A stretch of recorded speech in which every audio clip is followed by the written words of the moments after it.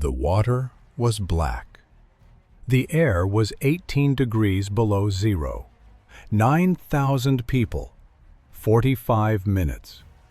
The first torpedo hit the bow at 21:16 hours. The sound wasn't a bang. It was a metallic scream that tore through the steel hull. Then came the second, and the third. A woman on the promenade deck dropped her tea. She watched the cup shatter on the floor, steaming in the freezing air. She didn't know it yet, but she had just heard the sound of 9,000 people dying. Can you call it a victory when half the casualties are children? This is not the story of the Titanic. The Titanic carried lifeboats for half its passengers. It took 2 hours to sink in calm waters. The ship we're tracking today carried 10 times the capacity of its lifeboats. It was sailing through a combat zone, in a Force 7 gale, with no escort. It is the deadliest maritime disaster in the history of warfare. Yet, outside of Germany and Russia, few know its name. Over the next 12 minutes, we're going to reconstruct the final voyage of the Wilhelm Gustloff. We'll step onto the crowded decks where desperate refugees fought for space. We'll enter the submarine whose captain was desperate for redemption.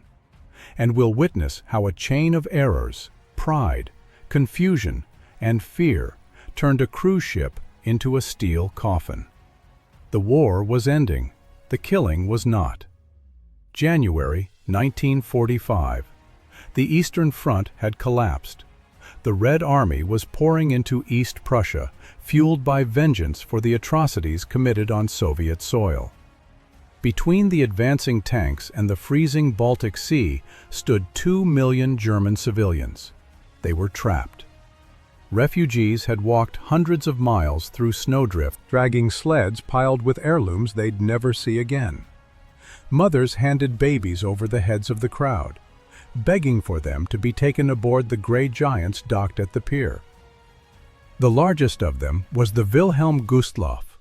Built as a cruise ship for the Nazi Strength Through Joy program, she was designed for 1,400 passengers in comfort. By noon on January 30th, the manifest listed 6,000, but the counting had stopped hours ago. Desperate families bribed crew members. Officers looked the other way. People crawled through cargo hatches. Current estimates suggest over 10,500 people were crammed into every corridor, stairwell, and drained swimming pool. Inside the ship, the heat of 10,000 bodies made the air thick and sour. But they were safe, or so they thought. They were wrong. At 12:30 p.m., the Gustloff cast off. 4 captains were on the bridge. Civilian Captain Friedrich Petersen was technically in charge, but military commander Wilhelm Zahn commanded the submarine division on board. They argued immediately. Zahn wanted to hug the coast, shallow waters where submarines couldn't dive. Petersen overruled him. He feared mines more than subs. He ordered the ship into deep water, into the dark. This was the decision that signed the death warrants. Then came the final mistake. A radio message warned of a German minesweeper convoy approaching head-on. To avoid a collision in the pitch-black night, Petersen ordered the Gustloff's navigation lights turned on. For 90 minutes, the ship sailed through a war zone, lit up like a Christmas tree. There was no minesweeper convoy. The message was a phantom. The lights were switched off again at 19:30 hours, but it was too late. 4,000 meters away, a periscope had already broken the surface. Captain Alexander Marinesko of the Soviet submarine S-13 was in trouble. He was facing a court-martial for drinking and insubordination. He needed a victory. He needed a target that would make the NKVD forget his record. Through his periscope, he saw a glowing city moving across the water. He didn't check for Red Cross markings. He didn't calculate the civilian density. He saw 25,000 tons of Nazi displacement. For 2 hours, the S-13 shadowed the Gustloff, struggling to keep up on the surface. The temperature was so low that ice formed on the submarine's conning tower, blinding the crew. Marinesko maneuvered to the shore side of the target, the side the Germans wouldn't expect an attack from. At 21:08, he gave the order. Tube 1 for the motherland, Tube 2 for the Soviet people, Tube 3 for Leningrad, Tube 4 for Stalin. Torpedo 4 jammed. The crew had to hammer it back with sledgehammers to prevent it from detonating inside the sub, but the first 3, they ran true. 21:16 hours. The first torpedo, for the motherland, struck the bow. It hit the crew quarters of the off-duty submarine division. Most died instantly in their bunks. The ship shuddered, but the music in the dance hall kept playing for a few seconds. Then the second torpedo, for the Soviet people, hit. It struck the drained swimming pool on E-deck. The pool was being used to house the Women's Naval Auxiliary, young women, ages 17 to 25. The blast turned the tiled room into a shrapnel grenade.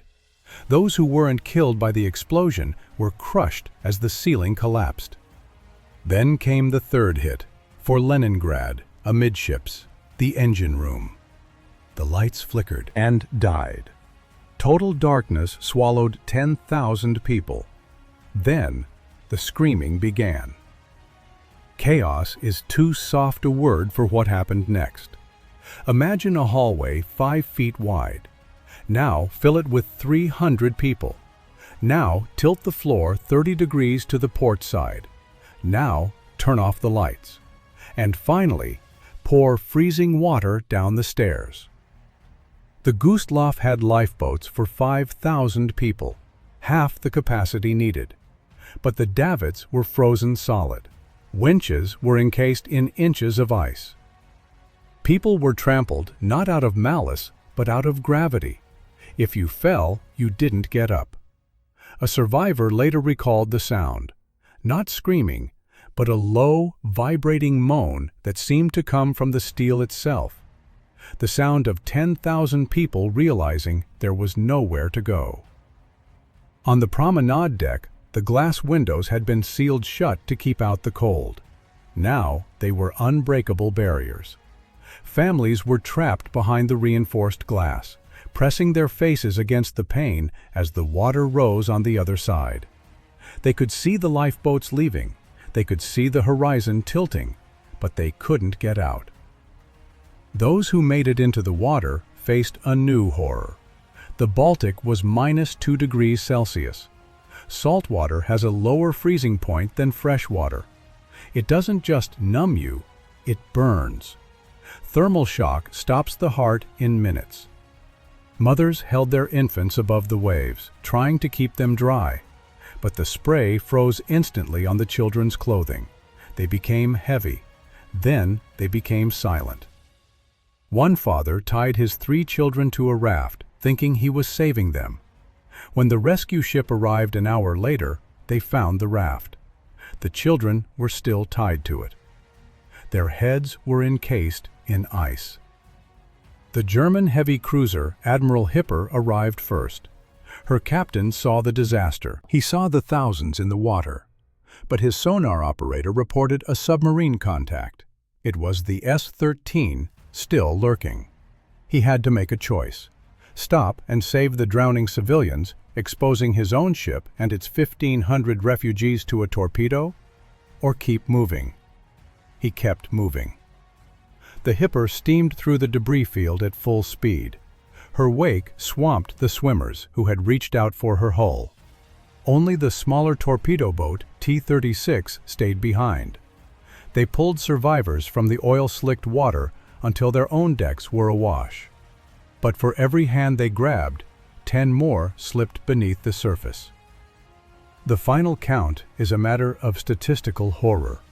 1,252 survivors, 9,343 dead. 5,000 of them were children. To put that in perspective, The Titanic lost 1,500. The Gustloff lost 6 times that number. It was a city wiped off the map in an hour. The Titanic is a movie. The Gustloff is a footnote. But if you believe that footnotes like this deserve to be brought into the light, hitting the like button actually helps push this history out of the shadows. Was the Gustloff a war crime? By the strict laws of naval warfare, no. She was painted gray. She carried anti-aircraft guns. She was transporting active submarine crews. Technically, she was a legal target. But legality does not erase the image of 5,000 frozen children. It forces us to ask uncomfortable questions about the nature of total war. When a nation mobilizes every aspect of its society for conflict, does every aspect of that society become a target? The line between soldier and civilian had been erased by the bombers over London, Dresden, Tokyo. On the Baltic Sea, that line sank beneath the waves. The survivors were told not to speak of it. The Third Reich couldn't admit such a disaster. Captain Marinesko was not celebrated as a hero. The Soviet command felt his behavior on shore outweighed his success at sea. He was dishonorably discharged and died in obscurity. Only in 1990 was he posthumously awarded the title Hero of the Soviet Union. The wreck of the Wilhelm Gustloff still lies there today, 44 meters down. Officially a war grave. Diving is prohibited. Inside the hull, the grand staircase is still there. The promenade deck, where the teacup shattered, is still there. It is a quiet place now, a steel tomb for 9,000 souls who never saw the dawn. There are hundreds of shipwrecks in the Baltic that the history books forgot. We are going to find them, and we are going to tell their stories.